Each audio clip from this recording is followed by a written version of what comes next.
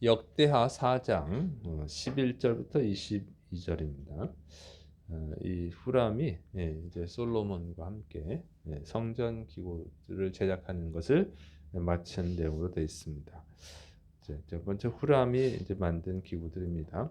역대하 4장 11절부터 16절. 후람이 또 솥과 부삽과 대접을 만들었더라. 이와 같이 후람이 솔로몬 왕을 위하여 하나님의 성전에서 할 일을 마쳤으니 곧 기둥 둘과 그 기둥 꼭대기에 공 같은 머리 둘과 또 기둥 꼭대기에 공 같은 기둥 머리를 가리는 그물 둘과 또 그물들을 위하여 만든 각 그물에 두 줄씩으로 기둥 위에 공 같은 두 머리를 가리는 석류 400개와 또 받침과 받침 위에 물두멍과 한 바다와 그 바다 아래에 소 12마리와 솥과 부삽과 고기 갈고리와 여호와님의 전의 모든 그릇들이라. 자, 후람이 이제 만든 기구들이죠. 이제 앞전에 없었던 거는 이제 솥, 번제로 드린 솥은 이제 뭐냐 번제로 드린 동물의 이제 태우고 남은 재를 운반하는 통입니다. 그리고 이제 부삽은 그 재를 통에 이 솥에 담는 삽이고요. 그리고 이제 대접은 이제 희생 제물의 피를 번제단에 이제 뿌리죠. 근데 그때 쓰는 그릇을 말하는 거죠. 그 외에도 이제 뭐 기둥들 그 앞에 만들었던 걸 다시 또 기록하고 있습니다. 그래서 뭐 기둥 꼭대기, 공 같은 머리 등 같은 많은 기구들을 만들었어요. 고개 갈고리, 고개를 이제 이렇게 걸어가지고 들어가지고 이제 옮기는 거 이런 것들 뭐 어쨌든 많은 기구들을 만들고 자신이 맡은 일을 마쳤습니다. 그래서 이걸 보면 후람이 그 자신이 맡은 일, 그러니까 하나님의 성전에서 쓰는 기구들을 제작하는 일을 모두 마쳤다고 하는 것이죠. 그것은 뭐냐면 그가 최선을 다했다고 하는 거예요. 그러니까 이제 만약에 이 대충 일을 했다면 어떻게 하겠어요? 아, 그만하라고 그러겠죠. 이제 당신 그만해도 되겠다. 이렇게 했을 텐데 이 사람이 아주 정말 이방인이지만 두로에서 파견된 외국인이잖아요. 이방인인데 최선을 다했기 때문에 그 성전 기구를 만드는 일을 마지막까지 하게 했다고 하는 것이죠.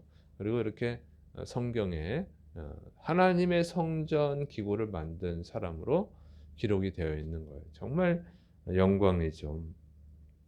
이스라엘 사람이 했어도 대단한 건데 이 하나 이방인이 했다고 하는 거죠. 그러니까 이것을 보면은 하나님은 모든 사람을 구원하기 원하신다는 거예요. 특히 이제 하나님의 성전을 짓는데 이방인이 했다는 거.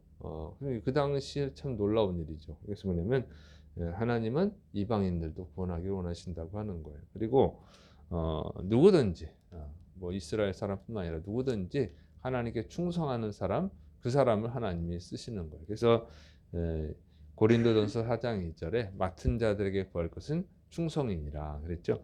그래서 충성된 자가 되어야 됩니다. 하나님은 충성된 자를 쓰십니다. 그래서 여러분은 하나님께 충성하고 있습니까? 이런 말씀을 통해서 자기를 돌아봐야 돼. 나는 정말 충성하는가? 하나님이 나를 끝까지 쓰실 것인가? 이걸 생각을 해야죠. 그래서 충성하지 않는다면 하나님은 쓰시지 않아요. 그래서 충성하는 자가 되시기를 축원합니다. 그다음에 이제 솔로몬이 이제 협력한 내용이 나와요. 역대하 4장 16절부터 18절. 후람의 아버지가 솔로몬 왕을 위하여 빛나는 돛으로 만들 때에 왕이 요단 평지에서 숫꽃과 스레다 사이에 진흙에 그것들을 부어 내었더라. 이와 같이 솔로몬이 이 모든 기구를 매우 많이 만들었으므로 그 논 무게를 능히 측량할 수 없었더라. 그래서 이제 후람의 아버지 이렇게 되어 있는데 이건 잘못된 번역이었다고 그랬죠. 그래서 이 전문가 아버지가 아니라 전문가로 이제 번역해야 된다고 했어요. 그 주장이 맞는 걸로 보여요. 저는 왜냐하면 갑자기 후람의 아버지가 왜 나옵니까? 그렇죠?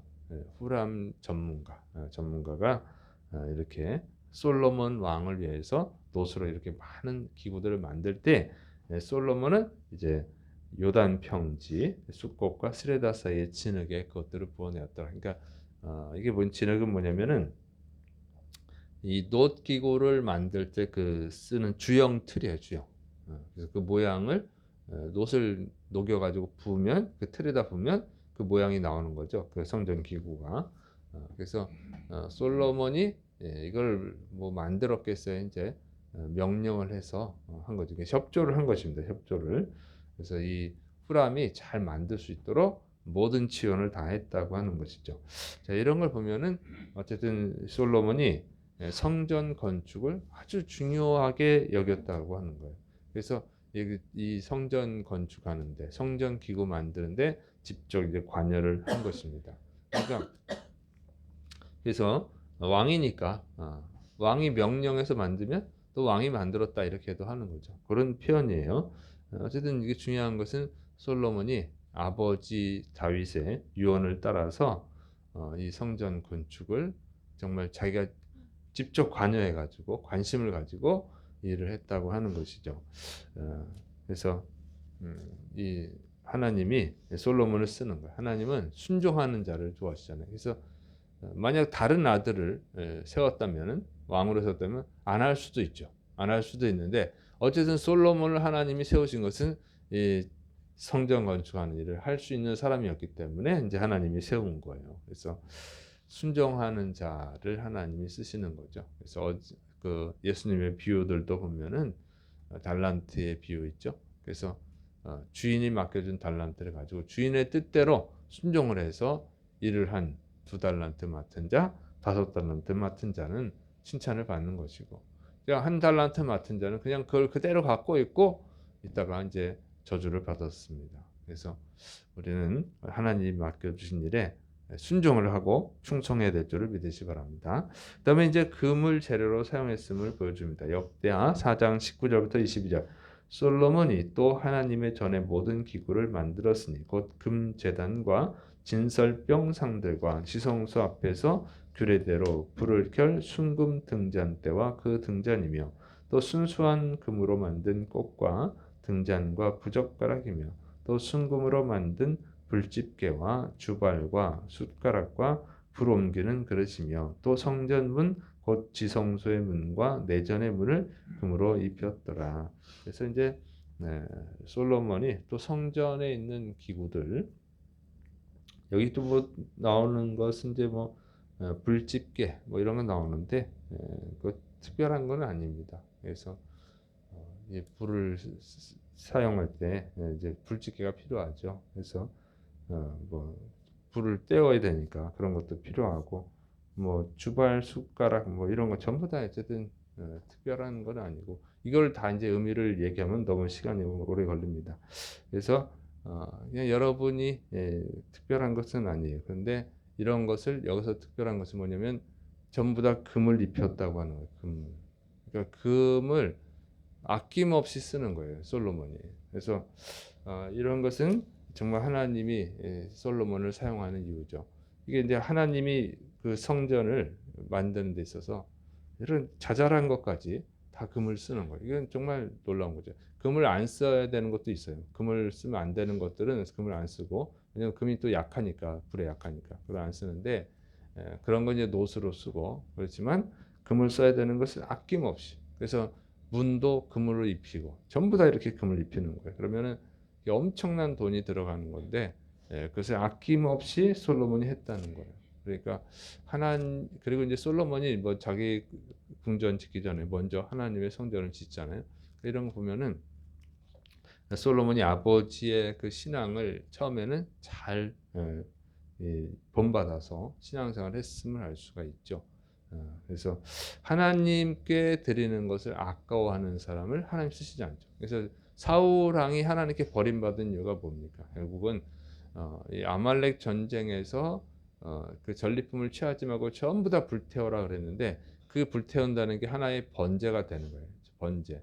그런데 그거 드리는 게 아까워가지고 자기 귀한 거, 좀 값이 나가는 건 다 죽이지 않고 빼돌렸죠. 그리고는 그거 하나님께 드리려고 했습니다. 이렇게 말을 했어요. 그럼 어차피 하나님께 드리는 건데 왜 그거를 안 죽였을까? 그런데 그 이유가 그게요. 이제 하나님께 드린다고 하지만 그것을 일부를 드리는 것이고, 또 그 일부라도 어떻게 하냐면 전부 다 불태우는 건 이제 번제인데, 화목제가 있어요. 그건 하나님께 드리고 다시 물려 넣어요. 물려 넣어서 자기들이 먹는 거예요. 이게 이제 사후랑은 바로 그런 거죠. 그런 의미로 해서 백성들에게 나눠주려고 했던 거예요. 그러니까 하나님께 온전히 안 드리는 거죠. 이 사후랑은 비싼 거니까, 귀한 거니까. 그래서 하나님이 버린 거예요. 다 다른 거 다 드렸어도 귀한 것은 안 드렸기 때문에. 근데 이제 솔로몬은 지금 보면은 아낌없이 드리는 거야, 아낌없이. 근데 이런 자세가 중요하죠. 왜냐면 이거 내 거야 생각하면 못 드립니다. 근데 이거는 어차피 아버지가 다 마련해 준 거야. 이건 다 하나님이 주신 거야. 이렇게 생각하니까 드리는 거죠. 그래서 하나님이 솔로몬을 쓴 거예요. 그래서 여러분 정말 맡은 일에 충성하시고 또 하나님께 드리는 것을 아까워하지 말고. 근데 뭐 꼭 물질만 드려야 된다 이렇게 생각하면 안 되고 시간도 하나님께 드리는 것입니다. 그리고 하나님이 주신 재능도 하나님께 드리는 거예요. 그러니까 우리 인생을 하나님께 드리는 거죠.